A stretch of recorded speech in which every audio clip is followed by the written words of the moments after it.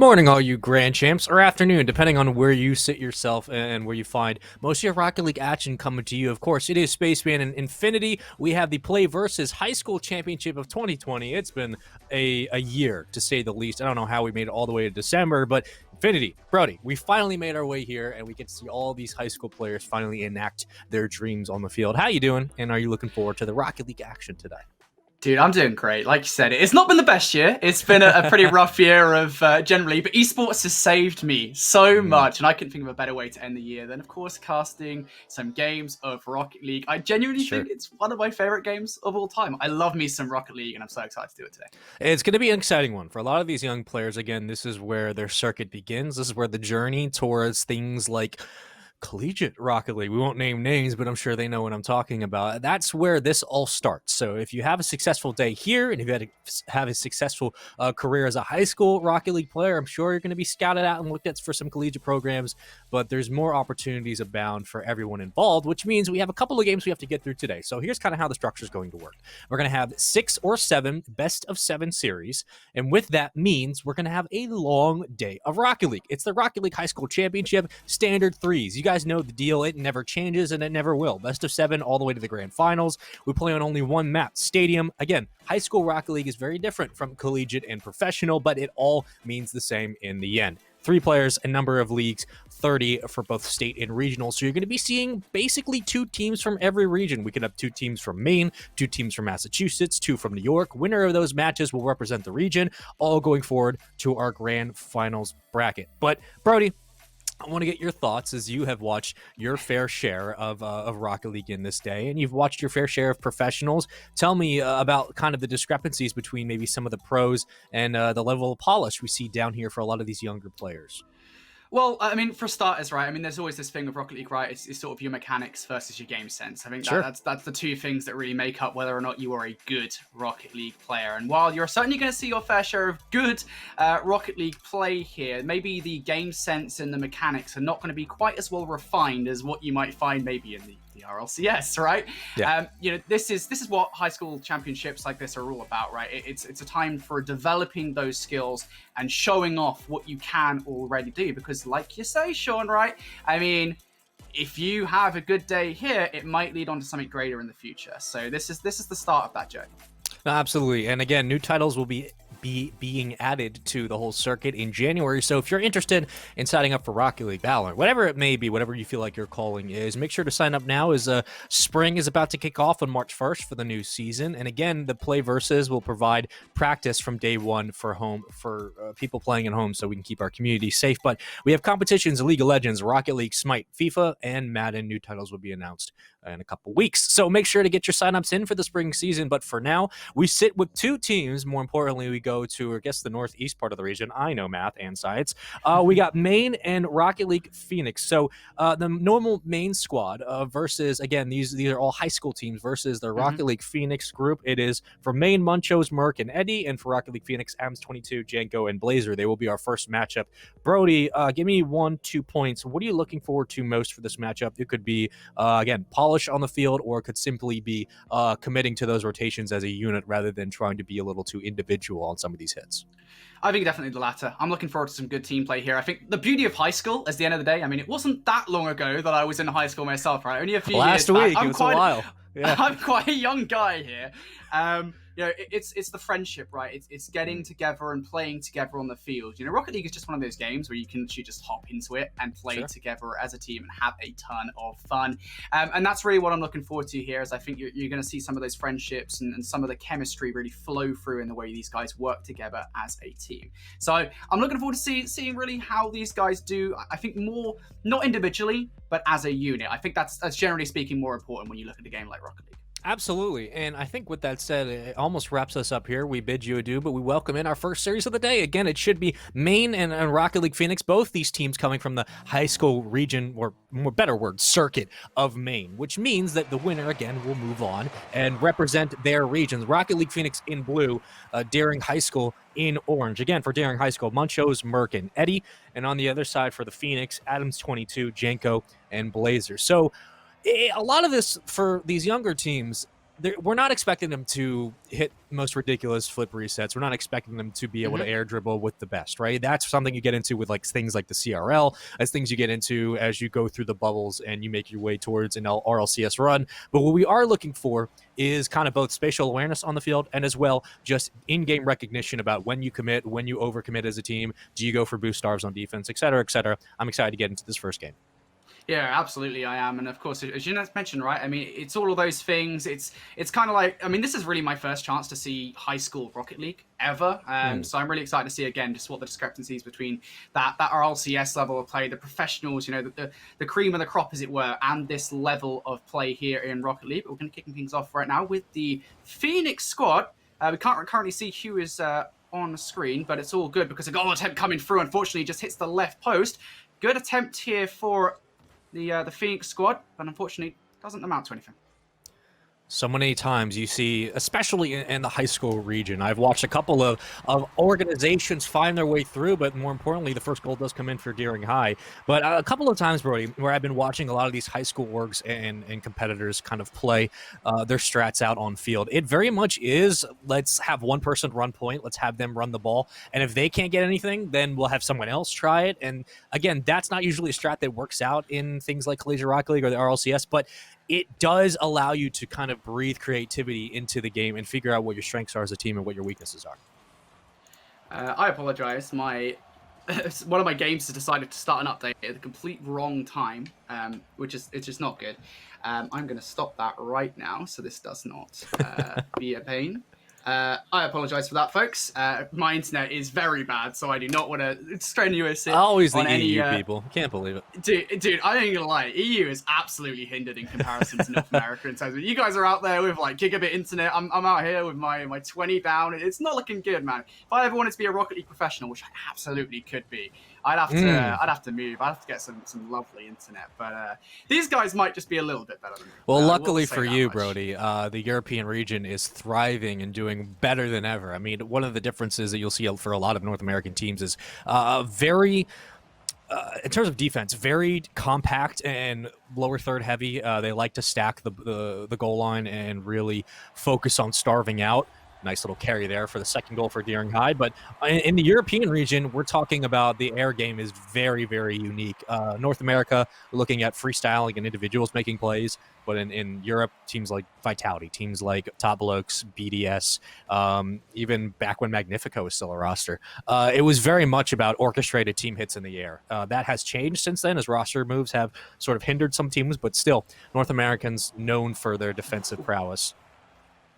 Almost a goal there coming in from Deering High. It would have been number 3. Unfortunately, it isn't to be. Defensive play now coming in from the corner. Unfortunately, just a little bit too high on the ball. And again, it's the same story, I feel, for Phoenix squad so far. It's just been a little goal, but what a save.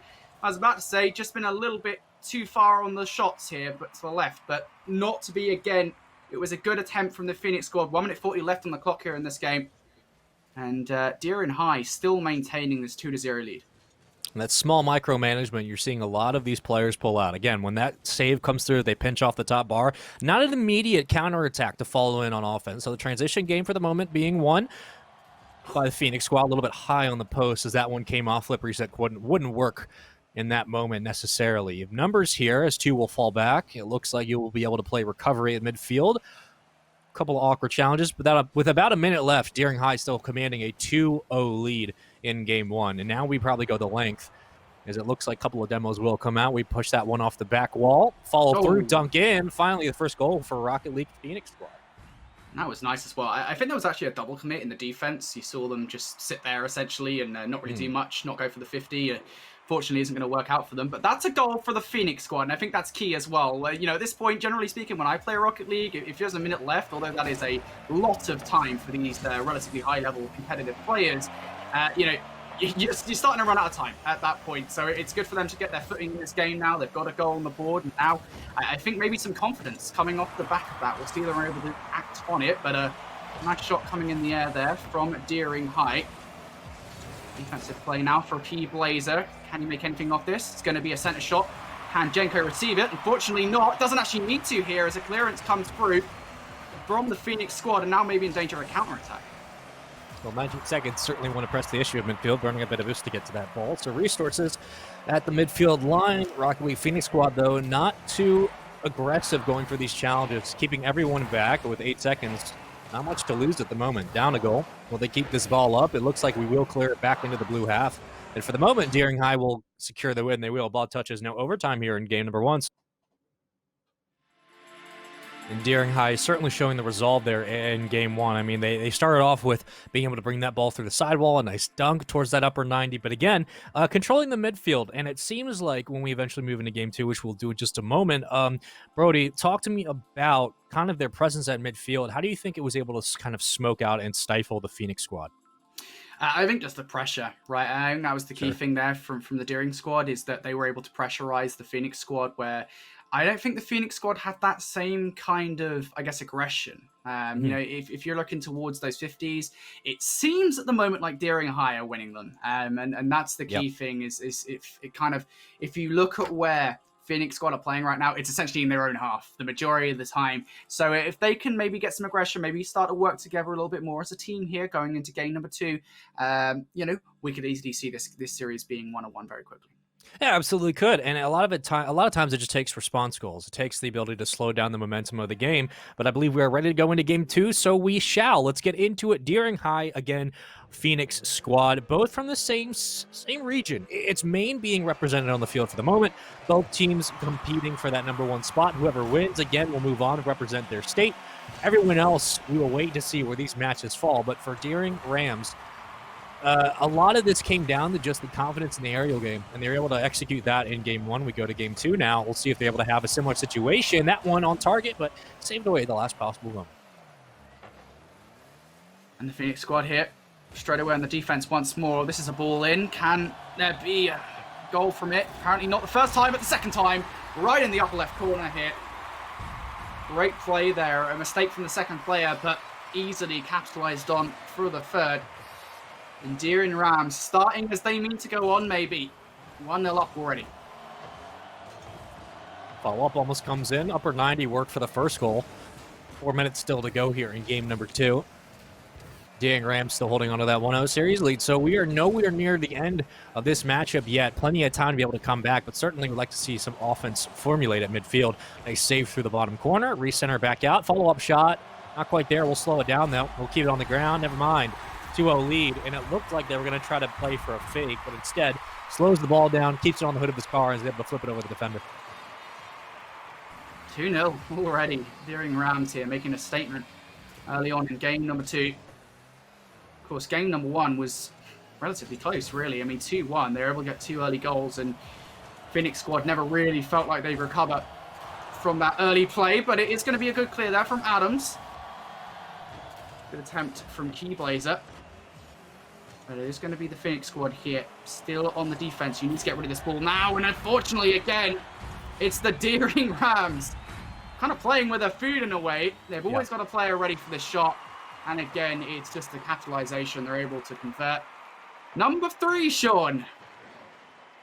Well, it's showing me, at least for the moment, is that they are not pressured. They're not feeling the weight of the series. They are just feeling very, very comfortable to bring this ball forward, one after another, going for that second and third chance opportunity for a goal. 3-0 lead.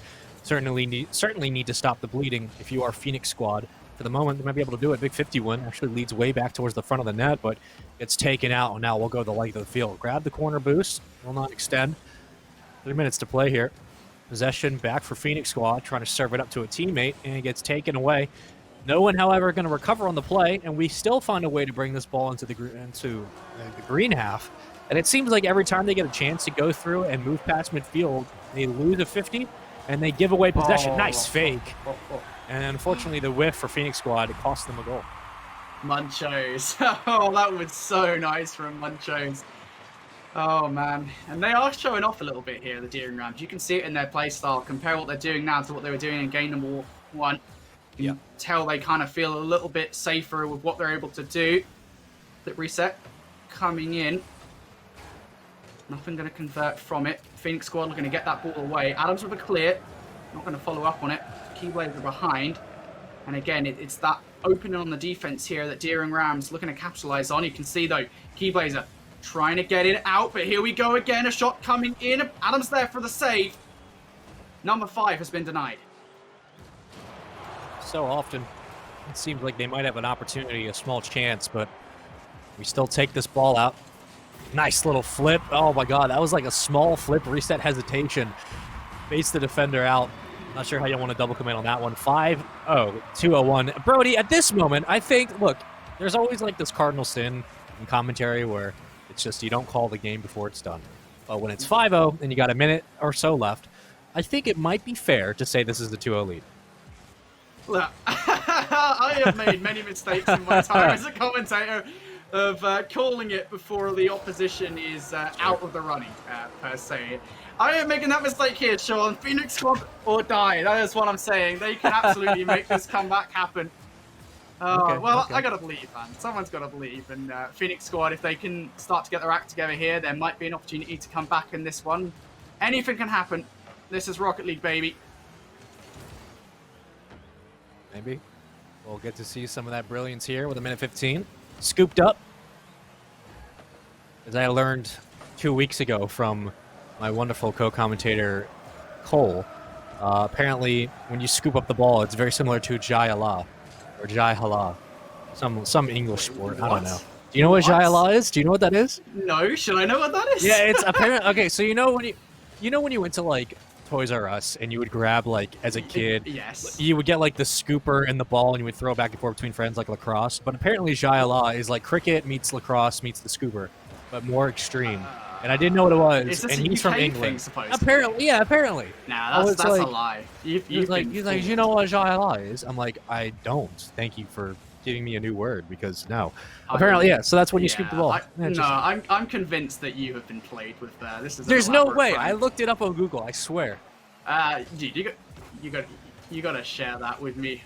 But alas, 18 seconds left on the clock here. Deering Rams. They've done pretty well on this one. I don't think Phoenix Squad have a chance anymore unless they the Barry Allen, the fastest player alive. I don't think there's much here that the Phoenix Squad can do. 2-0 here for the Deering Rams, and it's a deserved lead as well, as they do very well. The ball still in the air, still in play. Maybe a goal from the Phoenix Squad, but it's not to be sure, and not really a surprise either. You and your bed sheets. Again, just a confident win in Game 2. And yeah, look, Deering High just look like they're in control of the series. I know it's only been 2 games, but in a best of 7, it is taxing mentally. So you have to find a way to slow down the game. Unfortunately for Phoenix Squad, they were unable to do so. Brody, closing thoughts on Game 2 before we hop into essentially our 3rd match. Kind of the same as at the end of game 1-1, right? But now a little bit more concerning as we are getting deeper into this series, which is just the case of these guys need to start playing as a team a little bit more. At the moment, we're seeing these plays where Deering High are just able to, fly through the field. These air dribbles that aren't really being answered, as you say, the fakes. I mean, mechanically speaking, Deering High are just outplaying the Phoenix Squad at the moment, and if Phoenix Squad maybe get their positioning a little bit more correct, they might be able to deal with that. So we'll see. There is still some room to improve here, and still opportunities to do so as well, as we're not done in this series. Yeah, if you get outplayed, usually the next closest opportunity you have is play as a team. And unfortunately for the moment, Phoenix Squad's struggling, but we hold on to possibilities here, and we continue to think that there will be a reversal at some point. Let's go into Game 3 and let's see what they're both.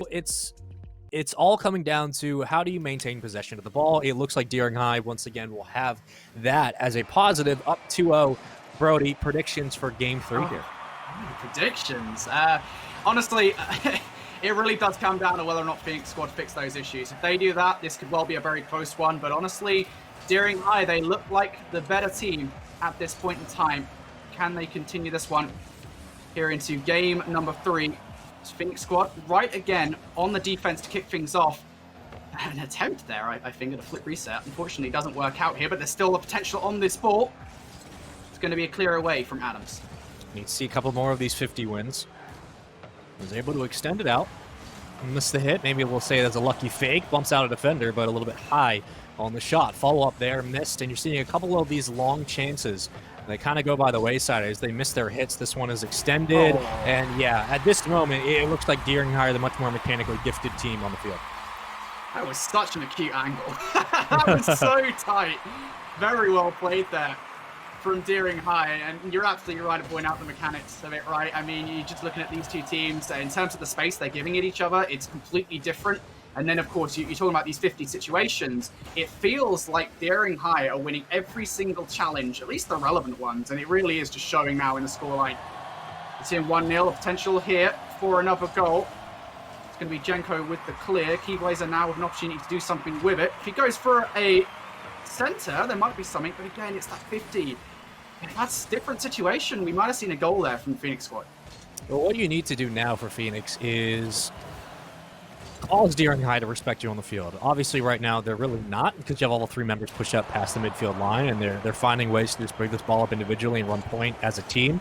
You need them to start respecting the Phoenix squad. It's a nice flip, and they'll get it over to tie this one up 1-1, but that's kind of what you need. You need to open up with a goal, and you need someone to kind of step up, control the middle of the field, and get your presence back, because Deering High was just walking away with this game, this series, and they were walking their way through your defense. I think the one thing we should say here with these games, right, it's not currently like Phoenix squad are being walked over, right? Even though the scoreline is 2-0 to Deering High, and it does feel a little bit like Deering High are winning. I'd probably say like 70% of all those 50s, all the important ones at least. The scorelines were game number 1, 2-1, game number 2, 2-1, and now we're 1-1 here in game number 3 with still 2 minutes 50 left to play. It isn't like Deering High are walking away with this one without a challenge. Phoenix squad still at least making Deering High work for it. But again now, Phoenix squad on the defense, as it feels like they pretty much always are. This is an attempt, but it's a good block from Adams, wins the 50, and now there's potential. An open goal here in the line, but again, there's a defender ready for it. You see Adams now, an important one-on-one to win, and they win it. Recenter, that'll be a goal as well. 2-1, Deering High. As you can see, basically a teardrop right in front of the net. Not going to miss many of those with the teammate centered up.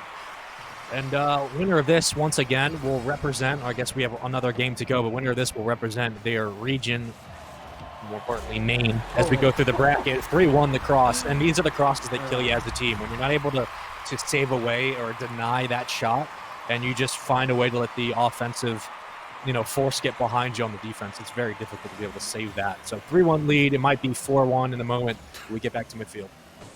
And I think the difference there, particularly in that block, right, and I think, we discussed this as we came into this series, is the fact that, you're seeing the difference between these high-level players and high school Rocket League at the moment, right? I mean, if we're looking at high-level players, pros, for example, those kind of blocks, they are centered away from the player coming for the challenge, and that one wasn't. It was more of a sort of a panicky clear.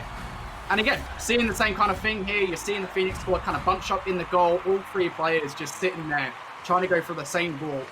And when you're 4-1 down in this one, I think you're kind of in a panic mode. They just need to hit the mental reset, as it were. Brody, we have worked together for many years, and we have been covering a similar game for many years. And one of the things that I've found is that even with players who we cast over, so like specifically things like Call of Duty, we get to watch players who obviously are not in the pro league, they are not near the top of the circuit, but what they do have is map awareness, spatial awareness. They do understand that while they might not be able to outgun their opponents, they will be able to maybe out-rotate, outthink, put themselves in a better situation to win as a team objectively than they would if they had raw firepower in their back pocket. So a lot of the times, do you think that the younger Rocket League teams who maybe don't have the mechanics locked down, they don't have that aerial ability locked down, do you think they need to have a similar kind of awareness, similar kind of spatial recognition on the field of, hey, we may not be able to out-flip reset our opponent, we may not be able to out-dribble, but we can put ourselves in the best position possible to out-rotate their defense and figure out a way to find gaps?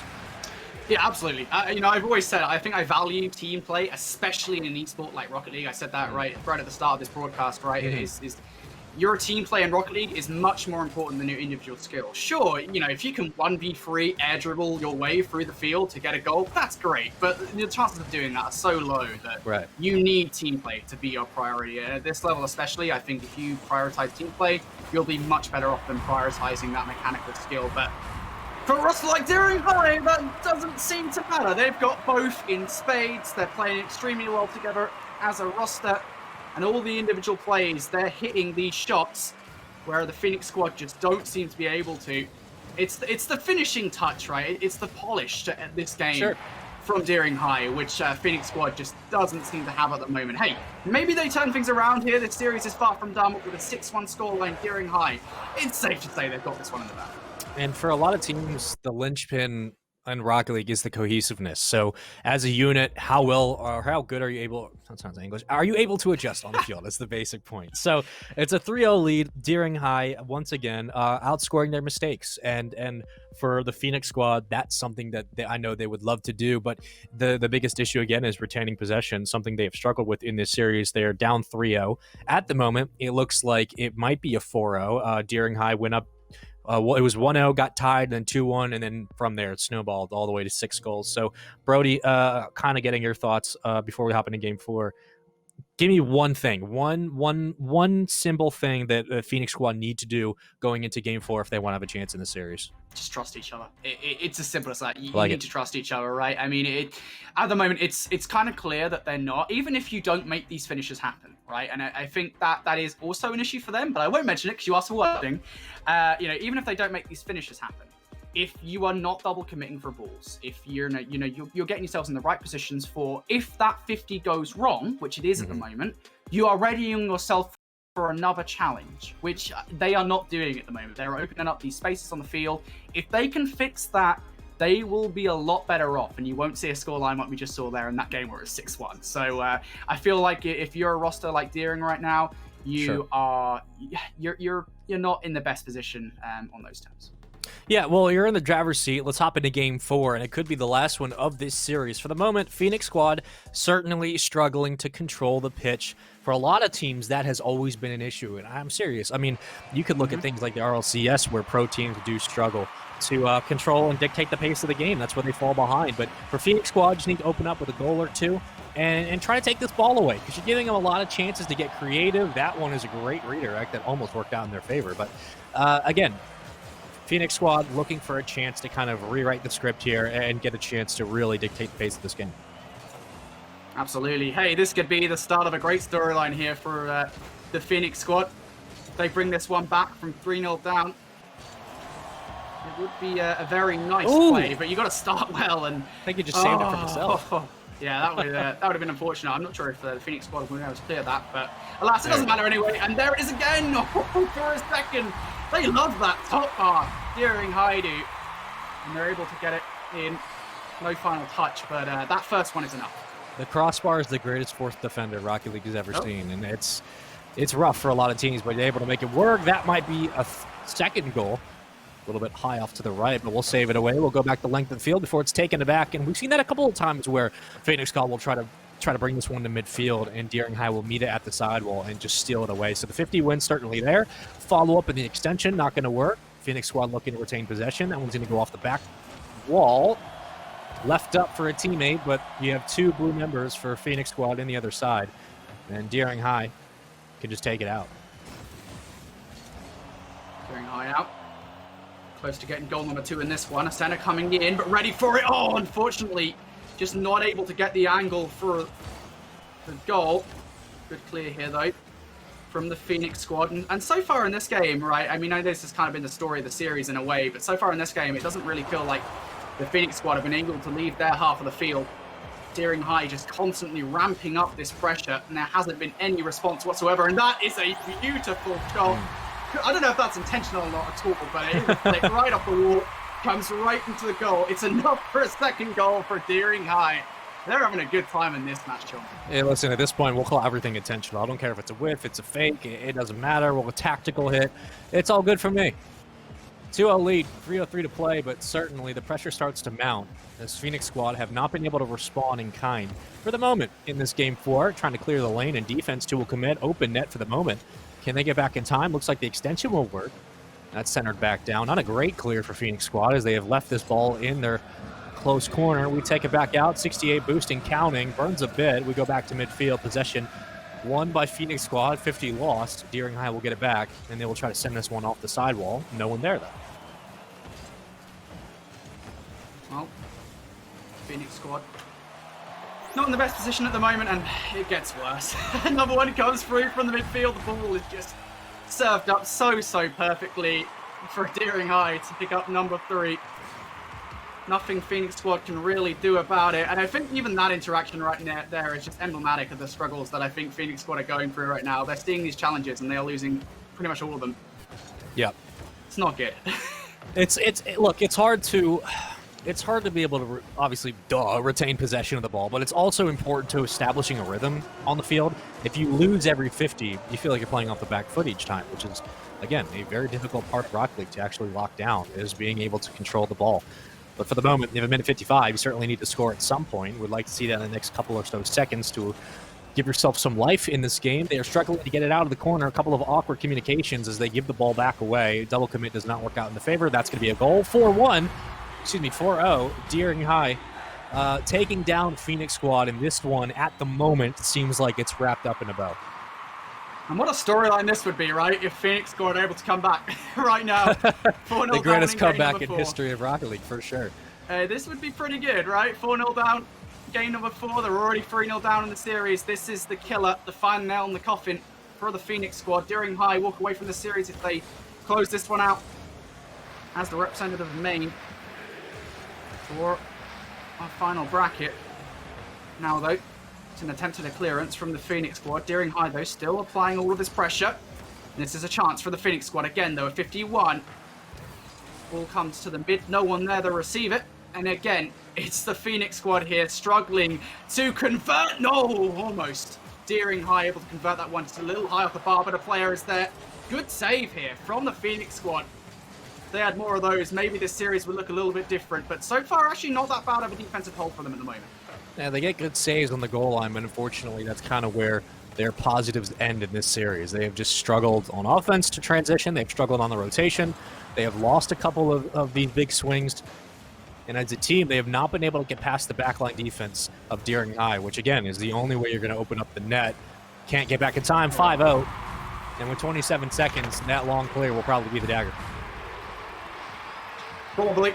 This 27 seconds is more of a victory lap. Maybe some more pain on the way here for Deering High as they look to maybe get more goals here. I mean, it's definitely possible. 20 seconds left on the clock. They've not really had much problem in the past of doing it with a short amount of time. And, well, Phoenix Squad, they're actually able to do something. And, hey, would you look at that? The reason for it was a double commit from Deering High. They had 2 players sitting in goal. They both go for the clear. Neither able to retrieve it, probably because one another, actually, in Phoenix Squad. They get a goal. So, hey, it's a nice little consolation prize. I'll take it. 6-1 will be your final scoreline. 3 seconds left, and we'll kill the ball on kickoff. So it's a 6-1 win and a 4-0 series lead for Deering High. They will take down their rivals of the state, Phoenix Squad. We will see you next time, but for continuation, Deering High will take the series 4-0. And, you know, it was... Sometimes it's a little hard to break down a series like that. We're just so dominant for one team. But one thing they did really well was taking advantage of all the space they were given on the field. Deering High feeling comfortable bringing that ball through the air and going for those dribbles, and they were able to capitalize on it. So props to them. Yeah, I don't think there was much of a response from the Phoenix Squad. And I think that was the big problem for them there, was that Deering High just felt a little bit more comfortable on the field. And I don't think, you know, if you look at the aggression that Deering High were able to produce, I don't think there was much of a response there from the Phoenix Squad. I think that was the big key issue was, you know, again, these are high school players at the end of the day, right? So this is always a learning curve for all of these players across the board. And if you are the Phoenix Squad in that position, I think, you know, it's your next big goal is to learn to deal with pressure like that, to work on your play as a team, work on your... I think mechanically, they weren't that bad, actually. I think, you know, they weren't that far off being almost the same level there as their opposition. It was just... their positioning on the field. They left way too much space. And if they can work on that, hey, maybe next time they'll be able to win this one. Absolutely. Well, we're going to throw it to a quick commercial break, and when we come back, I believe we do have Massachusetts coming up next. So we'll see what CEO Trev and, more importantly, Luster has in the tank. We'll be right back.